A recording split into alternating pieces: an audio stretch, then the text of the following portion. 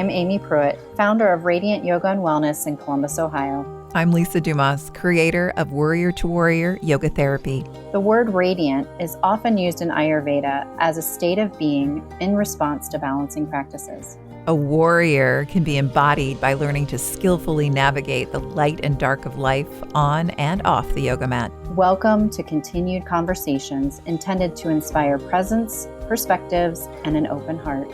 Thank you for being here for another episode of A Radiant Warrior. Hi, Aimee. Hi, Lisa. First official new podcast back. It's so nice to talk to you. I know. I missed our weekly conversations. And even just to check in with one another, which is how we're going to begin our episodes. And we encourage those of you listening to also take a moment to check in with yourself. You know, lots of therapeutic spaces or even wonderful conversations or corporations that want to create healthy cultures will have a check-in at the beginning of a conversation or the beginning of a meeting. It's nice to know where people are coming from. And in fact, it's something that I learned the last couple of years. Even before you talk to a friend, it's kind of nice to check in to see where they're at, especially if you feel like you want to vent, to see if they can hold that. Yeah, I like that. I like it when people ask you if they can talk or vent, like you said, because some people just are not in the space to hear, what can come out of somebody else's mouth. It's true. It's true. But let's check in with each other. Where do I find you? Body, mind, heart? Body, mind, heart. My body is in Columbus, Ohio, and it is humid. It's our summers are very humid, so my hair gets very big and everything feels hot, but I'm loving the blue sky, and I'm not going to complain, but it's humid. Mm-hmm. And my heart is good. My heart is good. All good things. So I'm feeling really good right now. How about you? I love that you said that. And it's almost like we need to normalize when we speak to our friends that it's great to be able to share joy. You know, I sometimes feel like when we ask our friends how they are doing, or we think about how we are doing, we're sort of searching to maybe give something that's not going right. And it's also really wonderful to celebrate the days when you're feeling like things are going well. Yeah, I agree. I know I might feel like I don't want to say how good things are going in case it might make someone else, feel bad about how things are going for them. So, I can hold back too when I feel like things are going great. And you just never know right now how people are doing because of this past, year plus that our planet has been through. Mm-hmm. Everyone is in a very different space than we might think we might find them. I agree. And when there are good days with each other and with ourselves, I hope we do take the moment to celebrate. I hope we do. So I'm happy to hear that things are going well, and we're going to hear more about that in this episode where you share a little bit of your last 15, 16 months or so. My check-in today is we're recording late morning, and so I got up early this morning in order to go and move my body. Our COVID pivot moved us to a place in California where it gets hot. It gets hot as the day goes on. So I like to get out and move my body early and enjoy that beautiful blue sky here as well. So that always helps me. Taking that action first thing helps me. I was very inspired by somebody that I found during the pandemic, Amanda Klutz, and she lost her partner and her husband, Nick Cardero, to COVID. And something that she always says is move your body because you can. And I think about that a lot. And it brings me a lot of joy to get on my bike, to walk, to anything that I can do outside.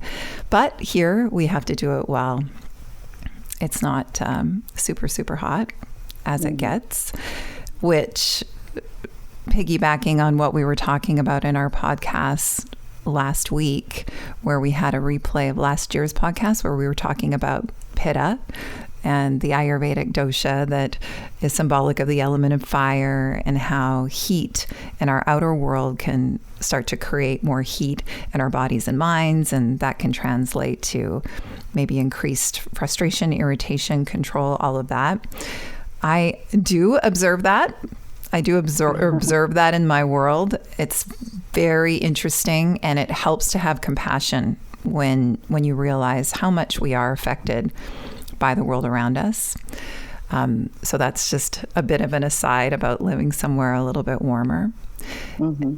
And my mind has felt just today just a little bit scattered. It's a place of a lot of ands. There's a lot to do, but as you said, all good. It's a privilege to be able to do the things that I'm doing. And there's an area in family life that I wish was different, an area that needs some love and attention. So that's always somewhere in the background for me right now at this time. So that's where my body and mind are. You know, my heart is open. I love that. Yeah. I love that. Sounds like a full spectrum human experience.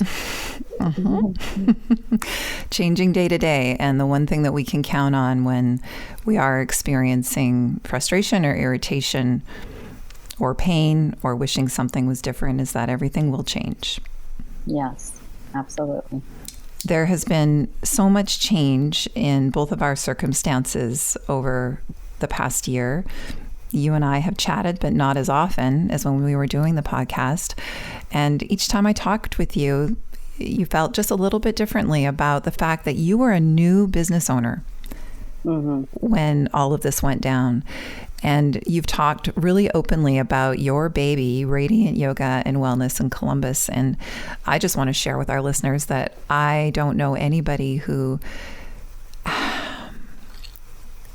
has really loved up on your business and your space the way that you have. I mean, you really treated it like a sacred space. You did so many special things in that space to make it special for the people that were entering it. So we wanted to share today about the experience of a new business owner when everything changes and everybody stays home and everything shuts down. Right. Not what I had planned. No. Yeah. So, I was a baby business owner when the pandemic struck. My studio had been open for 9 months, and it was like you said, it was an act of love creating the studio, and I felt very maternal towards the studio. I felt like I needed to care for it like one of my children. You know, I felt this nurturing calling towards this space and this community. And we were on a roll. You know, things were going great. And then the pandemic struck, and the unknown, you know, just really sitting in the unknown of how long it would be, what it would look like, would it survive, and grieving the potential loss of the studio that I love so much, and the potential loss of the community that I was so drawn to and loved my community so much, and worrying about the people in our community. You know, would they be safe? Would they be well? Would they be healthy? And it was a wild roller coaster ride. And I do not like roller coasters at all. They make me throw up. and that was what the last 16 months were like. It was just really having to sit in the unknown and I'll tell you, if I didn't have the practices that we talk about and that we use in our own lives, I don't know how I could have gotten through the last 16 months, either in the business of owning a studio or working as a nurse at the same time. And you know, my yoga practice, my asana practice for the past 16 months really looked like laying on the floor with a blanket, quiet, for as long as I could, just to rest and be still. I was not one of those people who were going to use my time in quarantine to get a six-pack abs or, you know, work on a new pose or learn a new skill. I was really called to deeply rest at every opportunity I could, because everything else was so overstimulating, whether it was being in the hospital or trying to keep the studio alive. And you know, our state shut us down, you know, mid-March, and they said they thought it would be for 6 weeks. And so I didn't jump or pivot, as everyone has had to pivot, right away to online, because I just didn't have it in me. And then I had to sit with that, you know, as the community was questioning, like, why can't we just practice online? And I just didn't have it in me to work as a nurse and create this whole new business platform of moving a studio completely online. So I waited and about 6 weeks. And then when it became clear that it wasn't going to be just 6 weeks, that we were going to be shut down, it was going to be unknown how long we were going to be shut down, then I did find the energy to put the studio online. And that was great.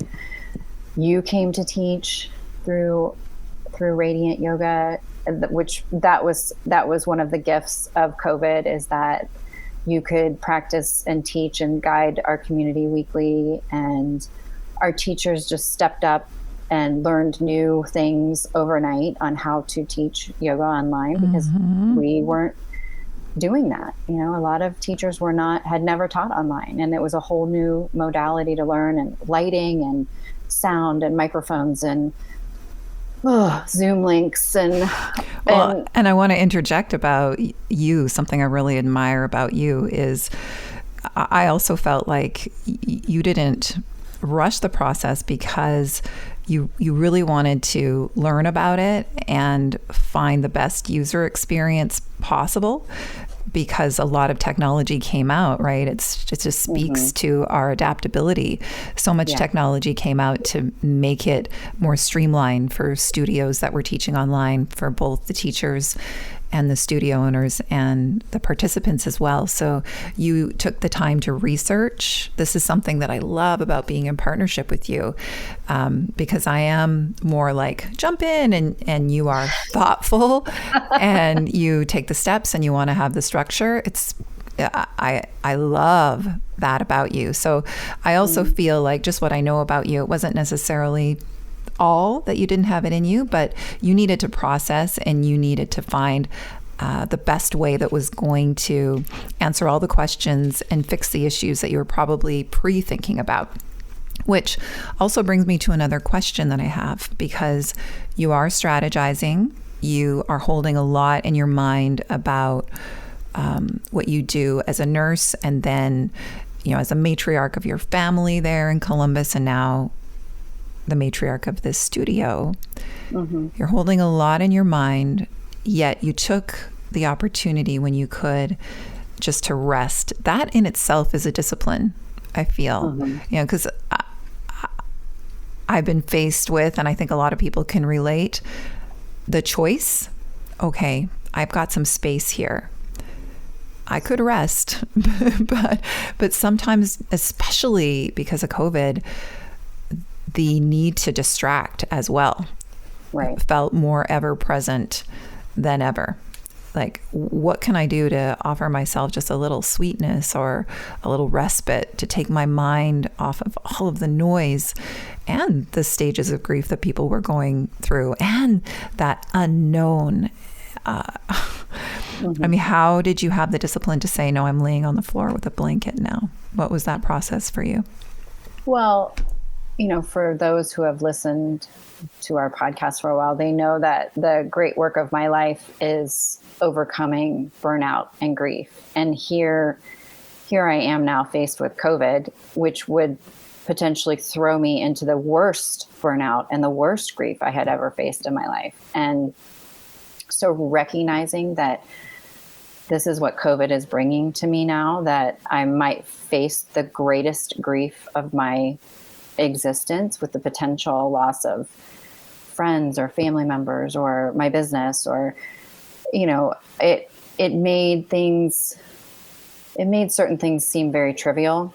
And then also not trying to do all the things. I recognize that in my past life, I probably would have jumped right into the deep end of the pool as far as trying to pivot the studio to this, immediate online platform and offer all the things to all the people. And then there was a real unknown at that time about what my position at the hospital was going to be. And I just had to really set everything down that I could to be prepared for that. And also knowing that what I had overcome in my past with being so burnout and being so, heartbroken, that I just had to face these things and not try to distract from the potential loss or the potential grief, but to actively grieve as I was grieving so that it didn't stick or perpetuate.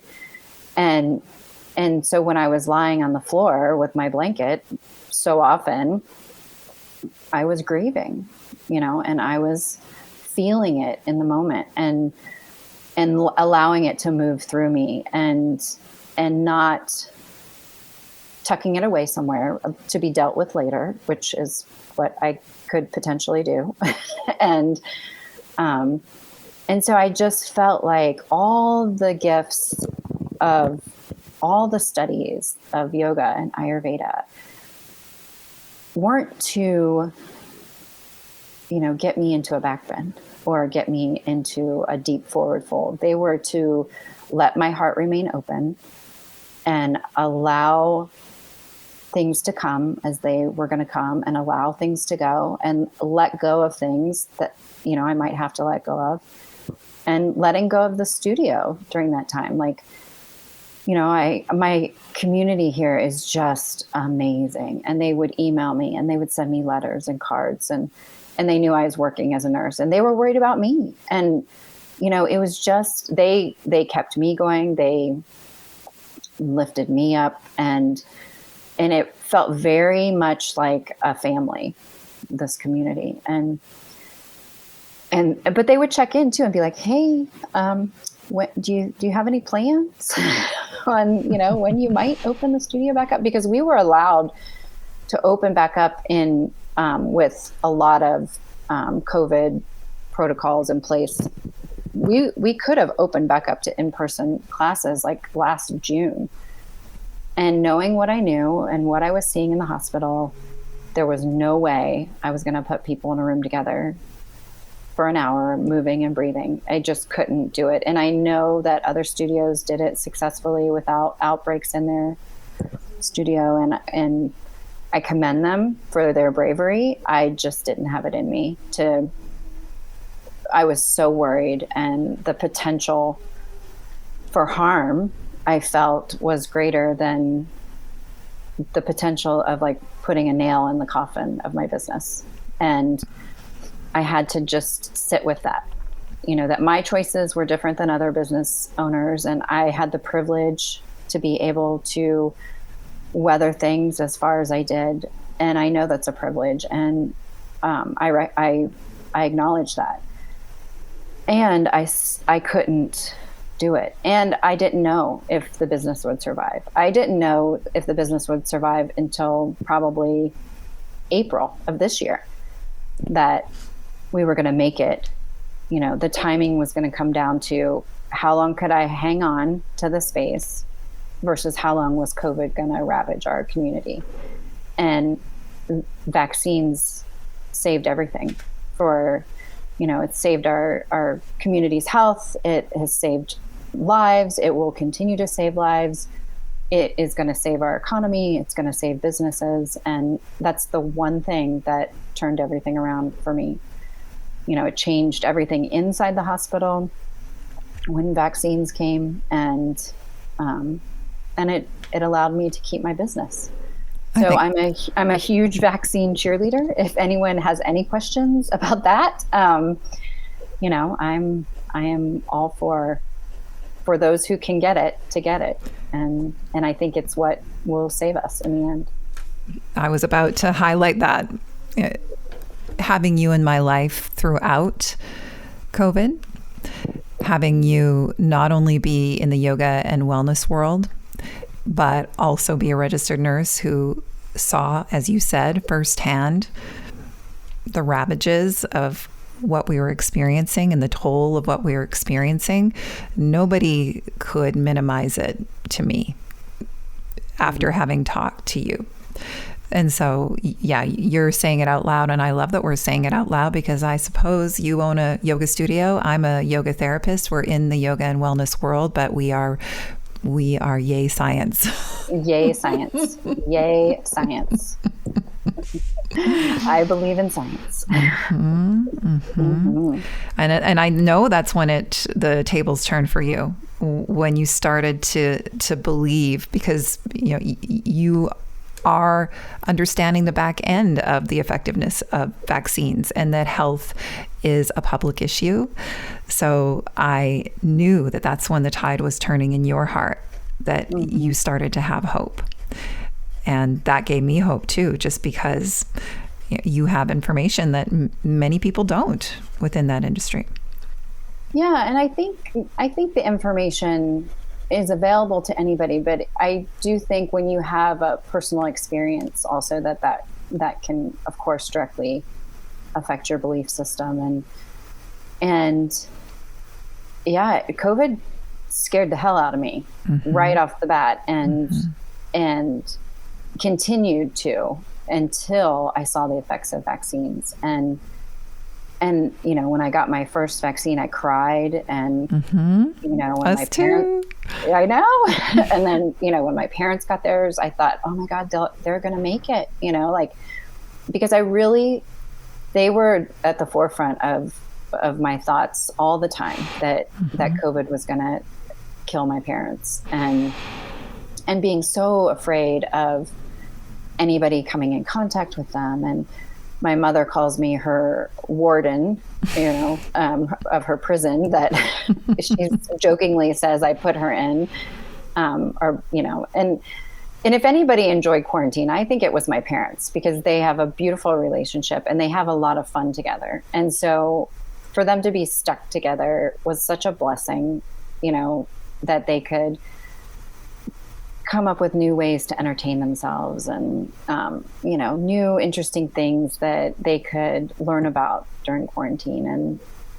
And they, I know that I was hard on them, and but they listened, and I appreciated that I didn't have to have a division that I've seen in other families, where some family members feel one way and the other half of the family feels the other. It can create a lot of conflict. And so there was no questions in our family that we were not going to get together for Christmas and Thanksgiving and birthdays, and we were just going to put a pin in it until we were able to safely get together again. And that was so hard. Like, I grieved that, I just felt like my heart was breaking when I couldn't be around my family, and how much I took that for granted before. And, just being able to see them for lunch or hang out with my grandbabies, without any precautions, was so hard over the last year. And, being able to freely see them now that we're all vaccinated, and, I savor it now. And I think that's a gift of COVID. Is one of my students said, and I think I shared it with you, and I don't think I shared it last week, but one of my students came back to the studio and we were talking, catching up, and, how is your heart? And he said, the one thing I learned is that I should have appreciated the good times more. And the bad times probably weren't all that bad. And that's one of the things that he was going to take forward with him. And I felt that deeply. And recognizing that not everyone is re-entering the world at the same speed. I'm so full of joy and happiness and going outside and looking at the blue sky and being able just to, go to the park with my grandsons, or, open the doors to the studio and see all these faces that I haven't been able to see in real life for well over a year. How much I appreciate it. Like, I appreciate it so much, being able to see my friends again. I haven't seen my friends and, since March of 2020. And that was really hard. And how much fun it is now just to see them, and so that's what I'm taking out of this. And also, acknowledging that some businesses didn't survive and some people didn't survive, and honoring them, honoring them in all the ways that we can, that I don't want to forget this. Mm-hmm. I want to take the gifts from it, but I also want to recognize that a lot of lives were lost. A lot of, businesses will never come back. They'll never open. And that's just so heartbreaking. That's so heartbreaking. And I don't want to forget that, that this changed things, profoundly for people. And a way to honor that is just like you mentioned, to not take any of this for granted, to savor our relationships and savor our opportunities to celebrate life. I moved to some place where I don't have community. So my community has been my husband, my partner. And I know that you mentioned your parents, they had each other. They have a wonderful relationship. I also know that you have a strong relationship with your husband. And I think a lot of people had to learn to show each other a lot of grace.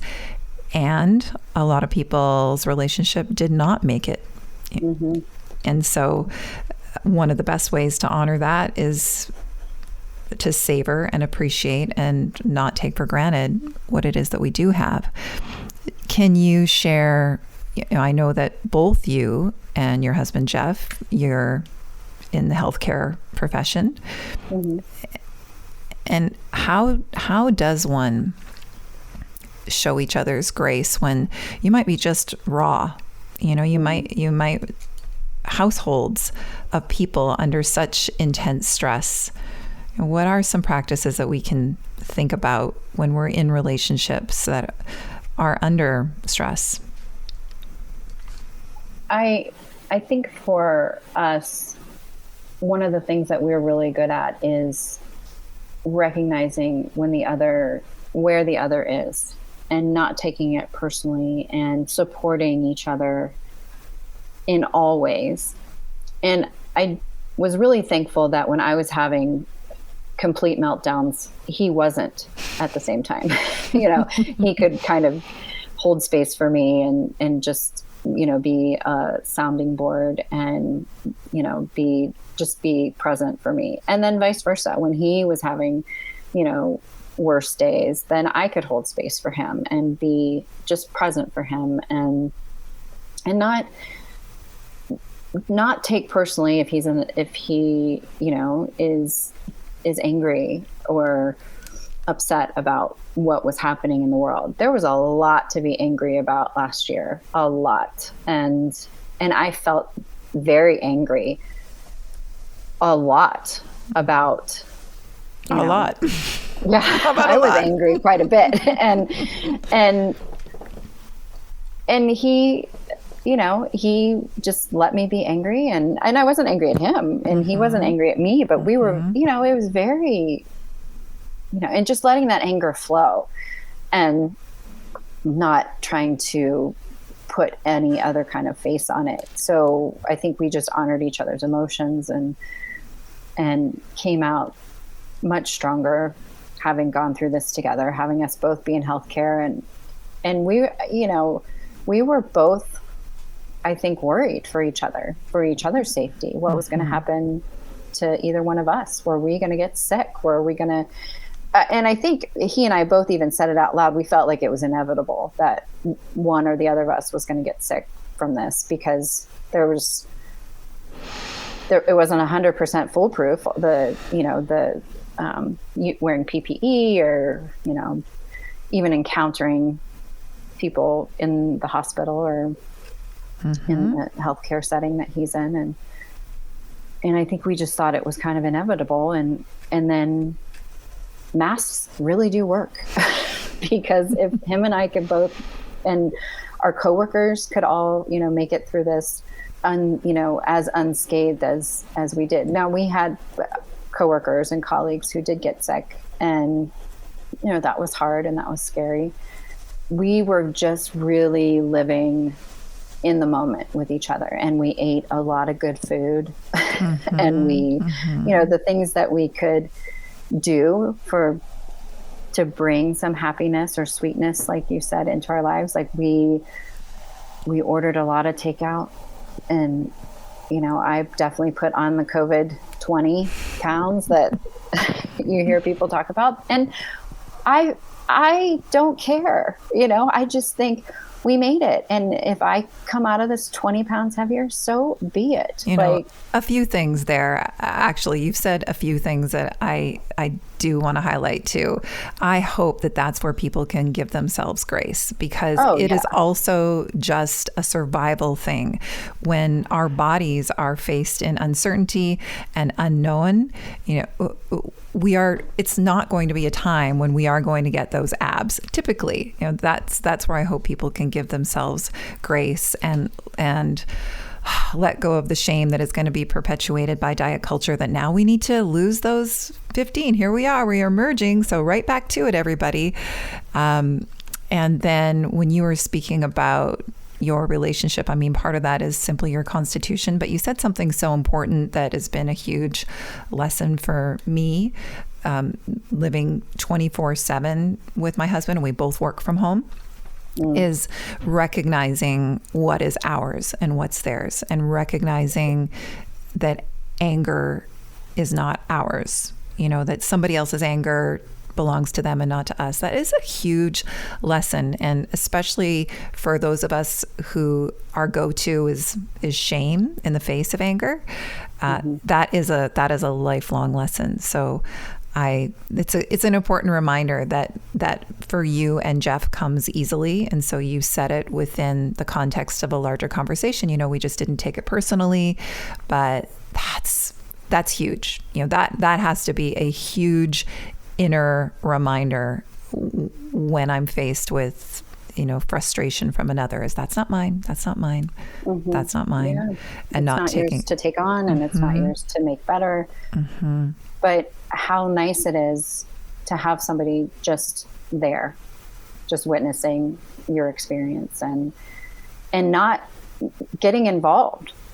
Like you said, not taking it on as their own and then trying to make me feel better, or trying to, whatever, like just letting me be angry. And and I was angry quite a bit. And I felt so raw for the past 16 months, just raw in all the ways, and everything would just piss me off. And and it could be somebody else's good fortune, would make me angry. And if I was like looking at other yoga studios and they were like saying, "Oh, come to class, it's so great," and it would just make me angry because like I knew in my heart I couldn't do that. I could, but I couldn't. And well, there is a lot there. You said it last time. You said it last year at this time. There is a lot to be outraged about. And also you just recently mentioned, anybody can find information. And I don't want to go down this rabbit hole for sure. And it needs to be acknowledged that in our world of social media, people are fed the information that they maybe even just pause through the scroll. That's the information they're going to be fed. So unfortunately, and that's why we do find ourselves in the division we are, one of the reasons that we find ourselves in that division is because we're fed the information that has interests us or that we have looked for. And so unfortunately, it has become more difficult to find the information, which is a blessing when you have somebody in your life that is showing you the truth, is actually living the truth. So that's been a blessing of having you in my life. And also, I think one of the blessings of you speaking right now, just so truthfully and speaking your truth based on what you've seen and what you know. Yeah, I would be angry if I saw somebody's picture of their like family gathering, I would just, and they would, and in what other world would that make you angry? Normally you'd be like, oh, that's so wonderful. They're all, they have this big supportive family and they get together, and that would make me angry because one, it could have been potentially very dangerous, and two, I couldn't see my family. And so it was just such an interesting time to observe my own reactions to things that in any other world, I wouldn't be reacting in that way. But just in allowing myself to feel those things and to be sad that I couldn't do things that I saw other people doing, and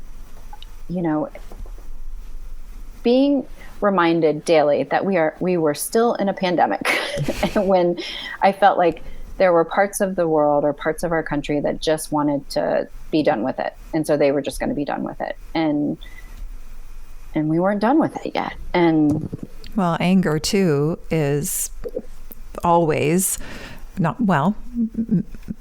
Anger is often a mask and something that we put on, and underneath it is fear, as you were saying, fear for your family and sadness and grief. So again, it depends on a person's constitution, but often that is what anger is. And what a gift when we can remember if we see anger in another, and I don't mean anger that is destructive of boundaries and violent, but if we see, frustration and irritation in a loved one, what a gift if we can go to compassion and wonder what's underneath that. That's definitely been some of the work of my life to not immediately sort of feel afraid, based on past history with anger.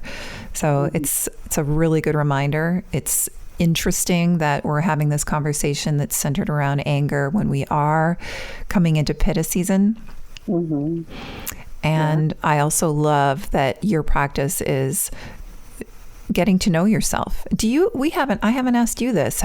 Do you find that when it's hotter that you do notice that you feel irritated more easily? Or have you in the past, maybe before these practices, that help to give us balance? In the past, I have a pretty split dosha between Pitta and Kapha, so they tend to help balance each other out. I don't get that intense irritability if I get hot. I don't get that. I was just teaching that to your students yesterday. The beautiful union, if you think symbolically and elementally, the beautiful union between fire and water. And, too much water will douse the fire right out. And we all need fire in order to take action and take responsibility and digest food and digest life. But just that right amount of water, receptivity, understanding, being able to go with the flow. If you match that with your fire, then you've got the ability to take action, but you also have the flexibility to live this life and not go insane. Right. And I can feel them both pretty equally. I can feel when one of them is out of balance, like too much laying on the floor with a blanket for 16 months has definitely, I have felt the effects of that. And and also too much pitta in my mind of just feeling this intense anger of the state of the world, I had to recognize was in direct reaction to what was actually happening in the world. Like, I could allow myself to be angry because it was so outrageous. It, at every turn, there was a new thing, not just the pandemic, but issues of social justice, police brutality, our political system. It just went on and on and on of the news cycle of things to be outraged about. And so I didn't feel like I needed to not be angry. I felt like it was appropriate anger. And And that anger can be channeled into action. I mean, that's correct. Yes. Yes. And so I did feel that, and did a lot of, like you said, checking in with myself. Is this appropriate to this situation? And I felt like it was appropriate to grieve deeply the losses that we were all experiencing, no matter how small or large, and also to be outraged at, the injustices that we were seeing and just the inability. I felt very paralyzed over the past year, almost daily, of what I had control over and what I didn't, and sitting with that and letting go of control because I didn't have any control. Oh, you're right. It's like a macro version of what you were doing with yourself on that micro version, just, feeling it. And I feel like the whole world, if you were aware and learning and unlearning, we were all just sitting with the truth of what was. We're all just sitting with what's being revealed. I found it really interesting when I would just let go of control, and how much more ease that brought into my life, instead of trying to fight at every turn when I couldn't control things anyway.